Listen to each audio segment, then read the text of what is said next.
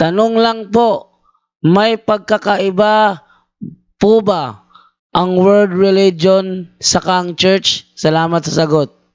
Ang kaibahan sa reliyon at saka Simbahan, iglesia. simbahan. Iglesia. So, pakibasa mo na, Brother John, yung 1 Timothy chapter 3, verses 15 to 16. Upang kung hindi man ako makarating agad, ay malaman mo kung ano ang dapat na maging ugali ng mga tao sa sambahayan ng Diyos na buhay, sa iglesia na haligi at saligan ng katotohanan. At sa 16, nagbanggit yun ng reliyon. Hindi maikakaila na napakadakila ng hiwaga ng ating relihiyon. Ibig sabihin, pag ang simbahan na tatag na ating Pinosos ay may, kung tingnan na natin, ano bang ibig sabihin, mismo kakabunsi, ano bang ibig sabihin ng word religion? Religion is belief or faith or belief. So, ibig sabihin, pag ang tao ay na membro ng isang iglesia, pero kung istriktuhin natin, Brother John Dong, yung mga tatag ng tao, hindi yung pwede tawagin ng church, Brother John Dong. Dahil kung tingnan natin ang word na church, yung mga chosen people of God, yung tinatawag ng ating Panginoon Hesus. Diba? Unang tinatawag niya, ang 12 third of the apostles, yung unang tinatawag niya, ang tanong, sa SD, sino ba bang nagtawag sa kanila? Okay, Brata, ang sabi dito na nagtayo sa SDA, ayon sa kanilang fundamental belief, page 224, the gift of prophecy was active in the ministry of Ellen G. White, one of the founders of the Seventh-day Adventist Church. Ito ang sinasabi, Brata, sa kanilang fundamental belief. At hindi naman ito itinatanggi ng kanilang mga pastor. Mula sa 0917-839-9322, kailan ba nagsimula ang Seventh-day Adventist? At anong pagkakaiba niya sa Adventist? Magandang tanong to, ha? Di ba si Ellen G. White nagtayo ng simbahan na ito?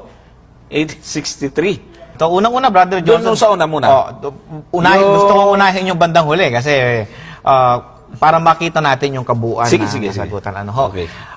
Si Ellen White po ay isa po siya, one of the founders. Ayan. Hindi ho siya lang ang nagtayo ho nito, kundi siya po ay isa sa tagapagtatag ng samahan pong ito. Kasama po sina James White, si Joseph Bates at meron pa pong iba, Brother Johnson. Ngayon, kailan ba nagsimula ang Seventh-day Adventist? Ang organization, Brother Johnson, ito po ay naitala noong 1863. Okay, noong 1863. But prior to that, ay meron ng mga grupo or may mga nagsasama-sama na tayong mga kapatid para magsamba. Oo, movement na tinatawag. At yun nga ang maganda doon sa tanong kasi tinanong niya anong pagkakaiba ng Seventh Adventist at ng Adventist. Kasi bago yung 1863, meron ng Adventist. Adventist. Pero walang Seventh-day Adventist. Kaya maganda na nalilinaw rin yan. Kasi sa history, ang grupo ni William Miller, Pastor, ay tinawag na Adventist. Advent movement. Kaya ang akala naman ng iba, porket merong Advent, Seventh-day Adventist na. So hindi po. Ang Seventh-day Adventist ay noong 1863 na itatag. So, ayan po, Brata, ang malino na pagkaamin nila na si Ellen G. White talaga ay isa sa mga tagapagtatag ng kanilang iglesia. At ang mga kasamahan niyan, Brother Tata, ay hindi si Kristo, kundi si Joseph Bates, si Joshua Himes, si Hiram Edson, si J.N. Andrews, si James White. Walang Jesus Christ na kasama sa kanilang mga tagapagtatag. Ang Church of Christ, Iglesia ni Cristo, sino ba bang nagtawag sa Si Jesus bang nagtawag sa kanila? Hindi naman. Based sa kanilang pasugo, etong nakalagay. Sayin natin. Way back on July 27, 1914, the Church of Christ was registered with the Philippine government. The registration papers state, among other things, that Brother Felix Y. Manalo is the founder of the Iglesia ni Cristo. So maliwanag din po sa INC Katuruan na ang kanilang iglesia ay tinatag ni Felix Manalo. So kung totoo, hindi sila pwede magdala ng word na church. Dahil hindi, ang word church is yung mga tinatawag ng ating Panginoon Jesus, yung chosen people of God. So, anong kaibahan, brother? Naalala ko lang yung sandali lang, Brother Jando, yung Shiloh Baptist, di ba? Sabi niya, walang reliyon na makaliligtas dahil kung sa harap na tayo ng hukom, hindi naman tayo tanungin kung anong klaseng reliyon po kayo. Tama yun, dahil hindi naman alam naman ng Diyos kung anong reliyon mo, hindi dapat tanungin. Kung tanong ko, ano po ba ang reliyon para sa iyo, Pastor? Sa yung reliyon ko na sabi niya sa Bisaya, Brother Jando, pundok. Yun ang yun ang pag-unawa nila, di ba? Kahit yung born again, Shiloh Baptist. Kung pastor, mababa lang ang pinag-aralan ko, pero wala akong nabasa ng isang dictionary na ang salitang religion is pundok, kung grupo ba? O dahil kung tingnan natin nag-dictionary, kakamon si faith or belief, kung religare, di ba? Tubayin agon. So, sa ayon, brother, yung pundok, sabi niya, yung pundok na may pagtuo. Yung pundok na grupo na may panampalataya. Yan, dinagdagan na may panampalataya. So, ang pundok ko nang dinagdagan. So, sabi niya, hindi kayo naligtas sa relihiyon. Ang relihiyon hindi makaliligtas. Pero sa ngayon na ang relihiyon ay pundok o grupo na may panampalataya. So, sabi ng yung head pastor, naligtas kayo sa panampalataya. So, ibig sabihin, naligtas po kayo sa relihiyon. Sabi niya, sandali lang, brother. Tinatawag yung isang pastor sa kayo. Sabi niya, kamo, ano yun? So, yun na. So, yun na ang pinaka-importante nga bakit na tayo mayroon tayong relihiyon. Ayon sa Sirach 40, ayon sa Sirach 1:28, ano pa ba sa Tagalog, Brother Jando, yung magtunod anon? Maging tapat. Maging tapat kayo sa iyong reliyon at pagsimba mo sa Diyos, pagsasamba mo sa Diyos. So ang taong may reliyon, tayo tapat at magsimba sa Diyos. Pero ano mangyari sa taong walang reliyon? Sirach 1:48, kayo, hatulan ang lahat ng taong mga walang reliyon. So yun, Brother Jando.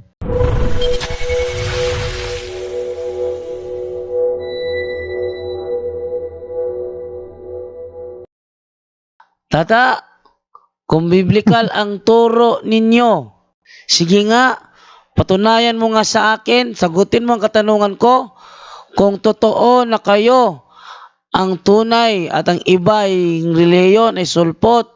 Sige nga, patunayan mo nga. Tanong ko, kayo ba talaga gumawa ng Bible? Okay, so yun ang pinakadakong malaking problema nila, Brother Jando, dahil kung sila nang tanongin, kahit yung ibang pastor, Brother Jando, tanongin mo lang, ano pa ba ang salitang Biblia? Anong klaseng lingwahe yun? Ang iba, dari sa sadagod na Bisaya yung natawag. Parang Bisaya, hindi pa nila alam kung anong lingwahe yung salitang Biblia. Kung tingnan natin ang 2 Timothy chapter 4 verse 13, sa Greek Bible, entuado para karpo erkonomis perikai ta Biblia malutatas membrana. So ang word Biblia is Greek. Pero ang tanong, sino po ba ang nag-compile ng Biblia? Dahil ang Biblia ay produkto ng simbahan. Di naman pwede, Brother Jando, na mauna yung bahay, nahuli ang panday. Walang panday, walang bahay pag walang panday. So ibig sabihin, walang mga hindi pwede yung writer mahuli sa writings. Mahuli ang magsusulat sa sinulat, di ba? So, di na, may kasibahan, verba volant, scripta manent. Ang mga salita ay biglang mawala. Pero yung mga sinulat ay hindi yun mawala. Hindi natin kalimutan, yung Biblia ay sulat ng tao. Hindi naman pwede nga ang tao mauna, ang sinulat mauna, mahuli yung nagsulat, di ba? So kung tingnan natin, indiretso natin, panahon na si Kristo ay muling nabuhay, inuutosan ng mga apostol, ayon sa Mateo 28:19 hanggang 20, na humayo tayo sa lahat ng bahagi ng mundo at gawin mo sila ng mga alagad at bautisman mo sila sa ngalan ng Ama, ng Anak at ng Espiritu Santo at turuan mo sila sa lahat ng akong itinuro ko sa inyo. Ang tanong, may inaabot na ba ang ating Panginoon Jesus na Bible sa mga apostoles para gamitin nila sa pag-aral? Hila. Anong taon yon? Gusto tayo sa Bible chronology. Anong taon yon ang actual na inuutos ng ating Panginoon sa mga apostol? Kung saan, kailan siya muling nabuhay? 44 AD. Pero kailan po ba nasulat ng San Mateo yung sabi ng ating Panginoon sa Mateo, 21 sa December 120? 14 AD na. So, wala tayong mabasa ang ating Panginoon na utos ng mga ating Panginoon na pag kailangan magsulat kayo. Mabuti na lang magsulat ng mga apostol. Ang utos ng ating Panginoon ay oral teaching. Pag dating ng Espiritu Santo, yung mga apostol, 11 apostol, kasama si Bernabé, kung basahin natin sa The New Book, Encyclopedia Volume 16, The History of the Roman Catholic Church began in Upper Rome, Jerusalem, almost 2,000 years ago. About 120 persons were gathered there. Tapos, karang next Sunday, yun ang Ascension of Jesus. Kung tingnan natin, tapos umakyat ang ating Panginoon sa langit, ang mga apostol ay tipon-tipon sa isang kwarto at nanalangin siya sa loob ng 9 na araw. At yung ikasampo, yung 50 days, yung Pentecost, pinadala ang Espiritu Santo. Pagdating ng Espiritu Santo, ayon sa Gloria Encyclopedia Volume 5, verse 106, Catholic Church, Greek Catholic Church, Universal, term generally applied to the Divine Society founded by Jesus Christ and endowed by the outpouring of the Holy Ghost on the day of Pentecost. So, pagdating ng Espiritu Santo, ang mga apostol, nanguna si San Pedro ay nangaral. Mayroon ba silang dalang Biblia? Pero sa isang araw lang, may nabinigyan silang 3,000 at nadagdag sa 150,000 na nagtupong sa isang lamang. Walang Biblia. So namatay na lang. Sino ba ang last? Ano ba ang last sa Biblia? Revelation. Sino ang writer? Si St. John Apostle. Kailan po ba natapos yun? 1980. Kailan napatay si St. John Apostle? 100 AD. Namatay na lang si San Juan Evangelista. Wala pang Biblia. Yung pumasok ang ating Panginoon sa sinagoga ng Lucas 4:18, inabutan siya ng sulat ni Propeta Isaias. Although ng sulat ni Propeta Isaias, 752 BC na isulat, pero hindi ba yung Biblia? Pag-lang sa Biblia. Sa Bisaya pa, linukot pa rin itong mga basahan. Strong na yan. So, yung lahat ng mga apostol na namatay na wala pang Biblia. Kailan po ba ang Biblia? Na dating panahon na inutusan ni St. Dionis Pope Damaso, St. Jerome. Yun na na-compile. Dahil ang Biblia is library, collection of books. Bakit library? Dahil hindi lang yung isang libro, 73 libro aklat yun. Diba? So, yun na. Sino ang nag-utos? Si isang Santo Papa, Pope Damaso. Sinong utosan? Isang paring Katoliko, si St. Jerome. Sino ang nag-compile? Si St. Jerome. Yung mga scroll, wala pa itong chapter and verses. Sino ang naglagay ng verses? Kung i-diretso natin, final, official, diniklara ng simbahan Katoliko. Walang ibang nagdeklara. Katoliko ayon sa Council sa Rome 405 AD. Final, official, diniklara at tinanggap ng simbahan na yung naturang aklat tawagin ng Biblia. Wala pang chapter, wala pang verses, at written handwritten pa dahil wala pang printing press. Kailan po ba na-invento ang printing press? 455 AD na. Sino ang nagka-invento? Mayroon pa lang mayroon na pang slides here, makikita ang yung ating dokumento. Si Johann Gutenberg, isang German Katoliko. Yun ang dahilan na nagsimula na ang mga printed Bible. Isang unang-unang, ang first printed Bible, yung 1466. Tingnan natin ang access mga dokumento ko galing sa Catholic Answers, sa mga dokumento natin na kung may access tayo na mapakita pero wala tayong access dahil ano yun, ato lang tingnan. Ang isa sa galing sa Catholic Answers ang ating dokumento. What Catholics Really Believe by Carl Keating. Ito yon ang ating ano. So, tapos, mayroon ng 14 First Printed Bible at mayroong Italian version, 1471, Catalan Spanish edition 1478. Yun ang dahilan na pagpunta ni Magellan dito kasabay si Father Pedro Valderrama, mayroon ng Biblia dahil mayroon ng Spanish, Catalan Spanish Bible 1478, wala pang protestante. At mayroong Flemish edition o version 1477 at mayroong Polish edition 1516 and then first earliest English translation is 1525. Kailan po ba ang King James Version, Standard King James Version? 1611 na yun. At yung Standard King James Version, hindi yan pwede ang kinin ng iba't ibang nagsubutang sikta dahil yung King James Version, official na Bible yun sa Church of England through the King Henry VIII. Yung ang King James Version, 73 books ba yun?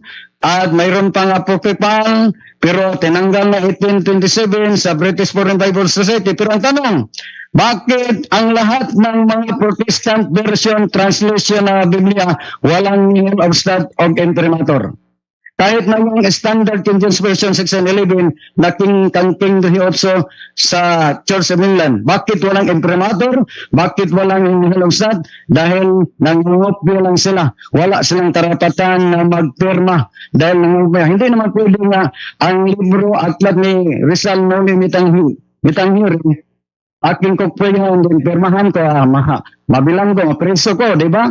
So, yun ang dahilan. Tingnan nyo, di ba? Ang lahat ng mga Protestant Biblia, walang imprimatur, walang malusat, ibig sabihin, walang pera, ibig sabihin, kolorom. So, sino ang may-ari? Mabuti na lang yung Islam, meron silang Book of Holy Quran. Mabuti na lang yung Saksiniba, meron silang Tower Bible. Yung Kristyanan dito sa atin, mayroon silang recovery version, pero sa dalawang Catholic translation, yung Brother Witness na yung Mormon, mayroon silang sariling Book of Mormon. Pero ang halos lahat ng mga siktang sulpotang sikta, walang sariling Biblia, walang sariling salon, na manili lang yung Brother Judo. Ngayon ang dahilan sino ang kung tayo ng Biblia, hindi nila para sila, hindi na yun problema, hindi na yung problema ba din. Ang pinaka-problema, ang pinaka-importante, sundin natin o gano'n yung nasulat sa Biblia. Yan ang religion. Maraming salamat sa pagkakataon.